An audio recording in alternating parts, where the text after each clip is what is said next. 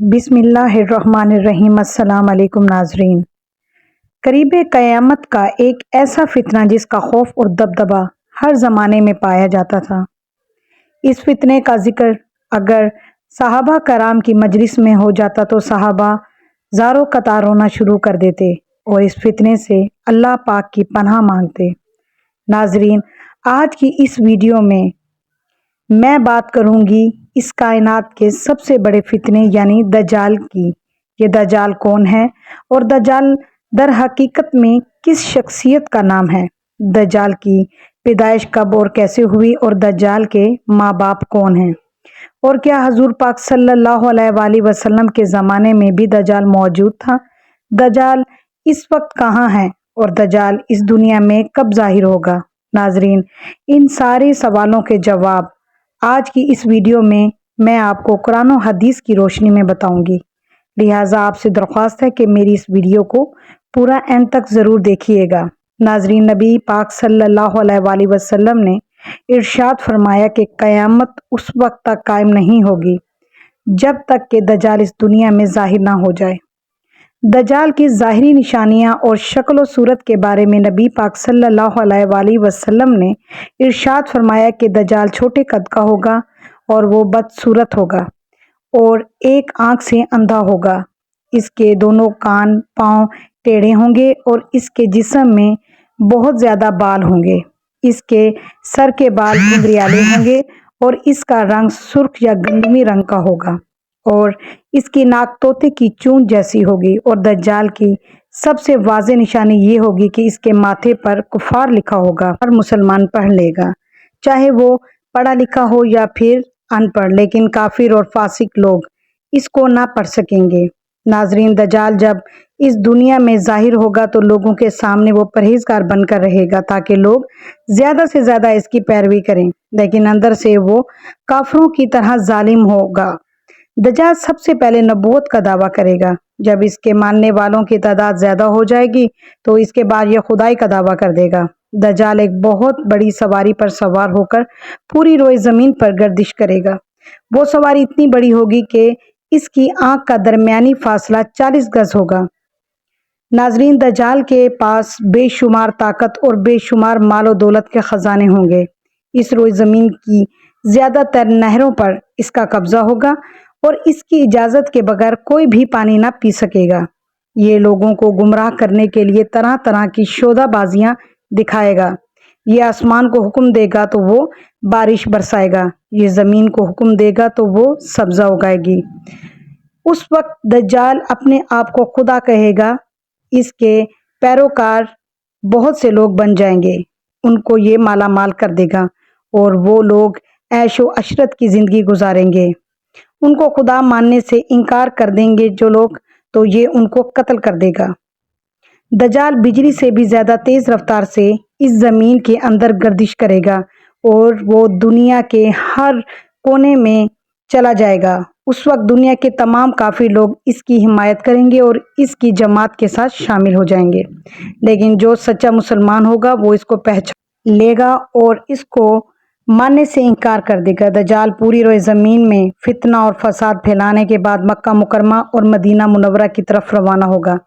جب یہ مکہ میں داخل ہونے کی کوشش کرے گا تو اس کو مکہ میں داخل ہونے سے روک دیا جائے گا اور آخر کار مکہ سے ذلیل و خوار ہو کر مدینہ منورہ کی طرف جائے گا۔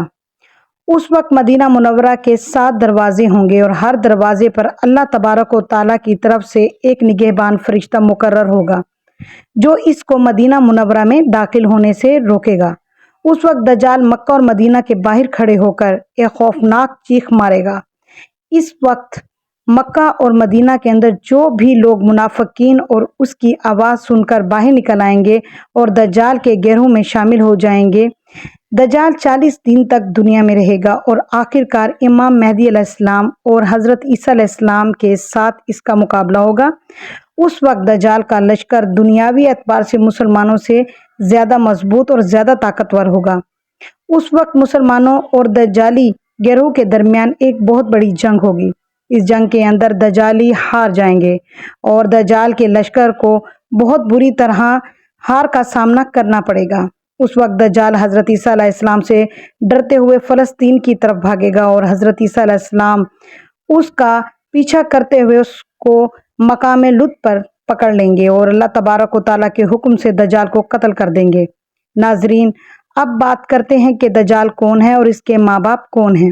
دجال کی پیدائش کے متعلق مختلف روایت ملتی ہیں، جیسا کہ نبی کریم صلی اللہ علیہ وآلہ وسلم کے دور کی بات ہے کہ جب مسلمان مکہ سے مدینہ کی طرف ہجرت کر رہے تھے کہ انہی دنوں میں مدینہ کے اندر ایک یہودی عورت نے ایک بچے کو جنم دیا جو کہ پیدائشی کانا تھا۔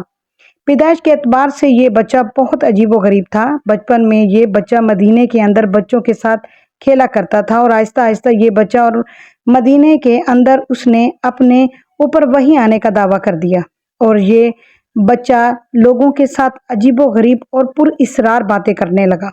جب اس کی ماں کو یہ علم ہوا تو اس کی ماں حضور پاک صلی اللہ علیہ وآلہ وسلم کی خدمت میں حاضر ہوئی اور اپنے بیٹے کا سارا حال نبی کریم صلی اللہ علیہ وآلہ وسلم کو بتایا، اور اس بچے کی ماں حضرت محمد صلی اللہ علیہ وسلم سے گزارش کرنے لگی کہ آپ اس بچے کا معائنہ کریں کہ یہ کیا کر رہا ہے۔ ایک دن آپ صلی اللہ علیہ وآلہ وسلم صحابہ کرام کے ہمراہ اس بچے کا معائنہ کرنے کے لیے اس کے گھر کی طرف روانہ ہوئے تو آپ نے راستے میں اس بچے کو انصاری بچوں کے ساتھ کھیلتے ہوئے دیکھا۔ اس بچے کا نام ابن سیاد تھا۔ اس وقت آپ صلی اللہ علیہ وآلہ وسلم کے ساتھ عمر بن خطاب رضی اللہ تعالیٰ عنہ اور دیگر صحابہ کرام بھی موجود تھے۔ اس وقت ابن سیاد بلوغت کے قریب تھا لیکن جوان نہیں ہوا تھا۔ آپ صلی اللہ علیہ وآلہ وسلم اس کے قریب گئے لیکن اس کو پتہ نہ چلا تو آپ صلی اللہ علیہ وآلہ وسلم نے اس کی کمر پر ایک ضرب لگائی اور ابن سیاد سے فرمایا، کیا تم گواہی دیتے ہو کہ میں اللہ کا رسول ہوں؟ تو ابن سیاد نے آپ صلی اللہ علیہ وآلہ وسلم کی طرف دیکھا اور کہا کہ میں گواہی دیتا ہوں کہ آپ اللہ کے رسول ہیں۔ پھر ابن سیاد نے آپ صلی اللہ علیہ وآلہ وسلم سے کہا کہ کیا آپ گواہی دیتے ہیں کہ میں اللہ کا رسول ہوں؟ تو آپ صلی اللہ علیہ وآلہ وسلم نے ابن سیاد کو چھوڑ دیا اور فرمایا کہ میں اللہ اور اس کے رسولوں پر ایمان لایا۔